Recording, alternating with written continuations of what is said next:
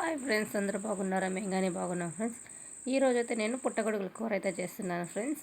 వాటిని మష్రూమ్స్ కూడా అంటారు ఫ్రెండ్స్. మా సైడ్ అయితే వర్షాకాలం బాగా దొరుకుతాయి ఫ్రెండ్స్. అందుకని మా ఇంటి పక్క వాళ్ళు తెచ్చిస్తే పుట్టగొడుగుల కూర అయితే చేస్తున్నాను. నేనైతే సింపుల్గా చేసేస్తున్నాను ఫ్రెండ్స్. అవి కూడా కొన్ని ఒక కప్పే ఉన్నాయి, అందుకని సింపుల్గా అయితే చేసేసుకుంటున్నాను.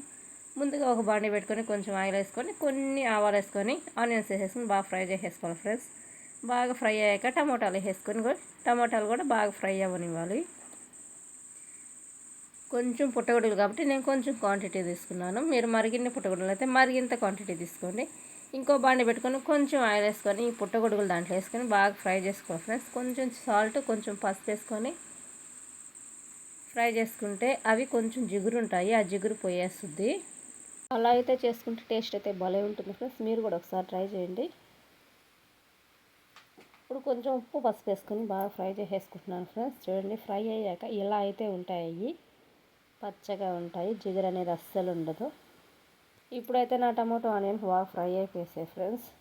దీంట్లో కొంచెం అయితే అల్లం పేస్ట్ అయితే వేసుకుంటున్నాను. అల్లం పేస్ట్ వేసుకుని చేసుకుంటే టేస్ట్ బాగా ఉంటుంది ఫ్రెండ్స్. ఇంకేమీ మసాలాలు అయితే వేయలేదు, అల్లం పేస్ట్ ఒకటే వేసేసాను. పిల్లల కోసం కదా ఫ్రెండ్స్, అందుకని ఎక్కువ మసాలాలు వేయలేదు. ఇలా అయితే సింపుల్గా చేసేసుకున్నాను. ఇప్పుడు పుట్టగొడుగులు అయితే వేసేసుకుంటున్నాను. కొన్నే ఫ్రెండ్స్ అయ్యి, అందుకని కొంచెం క్వాంటిటీ వచ్చింది కూర కూడా. కూర అయితే భలే టేస్ట్ వచ్చింది. ఇంత టేస్ట్ వస్తుందని అస్సలు అనుకోలేదు. సూపర్గా ఉంది కూర అయితే. రైస్లో కానీ చపాతీలో కానీ సూపర్గా ఉంటుంది. ఒకసారి ట్రై చేయండి. మా వీడియో నచ్చితే సబ్స్క్రైబ్ చేసుకోండి, కామెంట్ కానీ చేయండి, లైక్ కానీ చేయండి. బాయ్. ఇంకో వీడియోలో కలుద్దాం.